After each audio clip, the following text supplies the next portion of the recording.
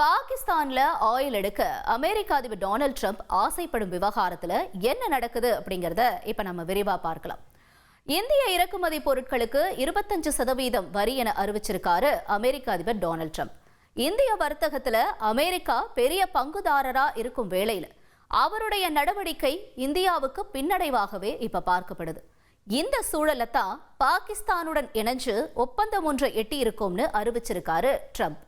இந்த அறிவிப்புல இந்தியா ஒரு நாள் பாகிஸ்தானிடம் எண்ணெய் வாங்கும் நிலை வரலாம் அப்படின்னு கூறியிருக்காரு டொனால்ட் ட்ரம்ப்.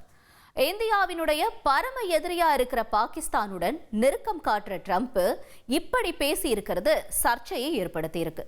இப்படி பெரும் ஆசையோட ட்ரம்ப் சொல்ற ஒப்பந்தம் என்ன அப்படிங்கறத பார்க்கலாம்.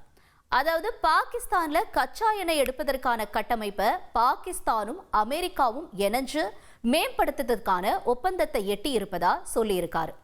மறுபக்கம் பாகிஸ்தான் வெளியுறவு அமைச்சர் இசாக் தாரோ அமெரிக்காவுடனான டீல பாகிஸ்தான் முடிச்சிடுச்சு அப்படின்னு மட்டும்தான் சொல்லியிருக்கார். ஆனா விவரமா எதையும் இன்னும் சொல்லல.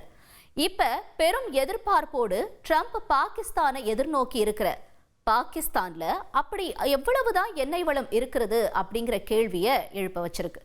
பாகிஸ்தான்ல எண்ணெய் எடுக்கப்பட்டாலும் அந்த நாடு 85% கச்சா எண்ணெயை மத்திய கிழக்குல இருந்து தான் வாங்குது.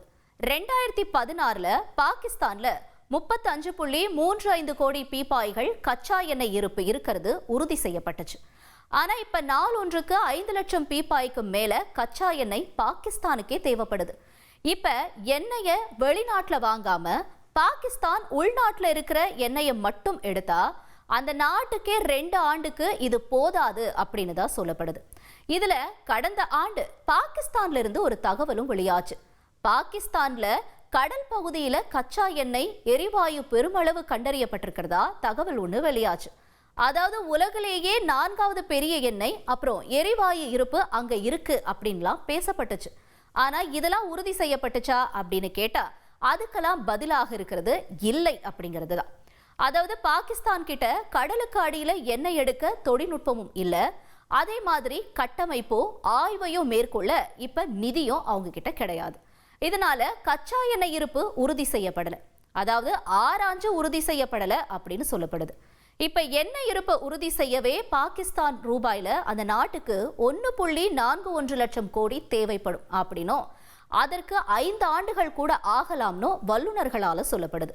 பெரும் கடன்ல பொருளாதாரத்துல தள்ளும் பாகிஸ்தான் இப்போதைக்கு இவ்வளவு பெரிய தொகையை முதலீடு செய்ய முடியாது. அதனால அமெரிக்காவோட ஆதரவையும் பெற போராடி இருக்கு. அதற்கு தான் ட்ரம்ப் ஆதரவு சிக்னல் கொடுத்திருக்காரு அப்படின்னு சொல்லப்படுது. இப்போதைக்கு ஆயில் இருப்பையே உறுதி செய்யாம தான் ட்ரம்ப் இந்தியா பாகிஸ்தானிடம் எண்ணெய் வாங்கும் நிலை வரும் அப்படின்னு சொல்லியிருக்காரு.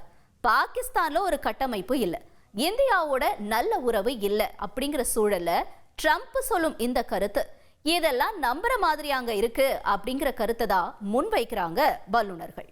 உங்கள் தந்திவன் தொலைக்காட்சியில் தெனாலிராமன் தினமும் மாலை 6 மணிக்கு காண தவறாதீர்கள்.